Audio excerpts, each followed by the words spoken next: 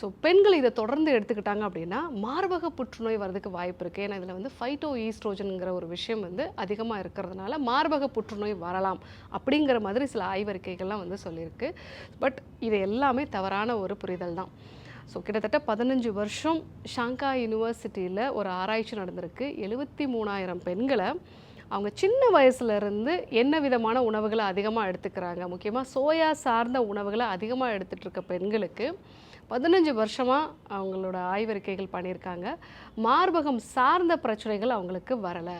So அந்த மார்பகம் சார்ந்த பிரச்சனைகள் வரக்கூடிய விகிதமும் வந்து குறைவாக தான் இருக்குது. நிறைய பெண்களுக்கு மார்பக புற்றுநோய் வராமல் தடுக்கிறதுக்குமே இதை பயன்படுத்தலாம் அப்படிங்கிற மாதிரி அந்த ஆய்வறிக்கைகள் வந்து சொல்லுது.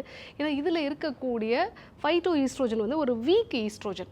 ஸோ நம்ம பாடியில் ஹியூமன் பாடியில் இருக்கக்கூடிய ஈஸ்ட்ரோஜன் வந்து ஈஸ்டர்டயால் அப்படிங்கிறது வந்து ரொம்ப ஸ்ட்ராங்கான ஒரு மார்பகங்களில் அதனுடைய தூண்டுதல் அதிகமாக இருக்கும். ஸோ அந்த ஈஸ்ட்ரோஜன் ரிசப்டார்ஸ் எல்லாத்துலேயுமே இந்த ஃபைட்டோ ஈஸ்ட்ரோஜன் போய் பிளாக் பண்ணிடுச்சு அப்படின்னா நம்ம பாடியில் ஸ்ட்ராங்கான அந்த ஈஸ்ட்ரோஜன் வந்து மார்பக புற்றுநோயை வரவழைக்காது அப்படிங்கிற மாதிரி இந்த ஆய்வறிக்கைகள்லாம் சொல்லுது.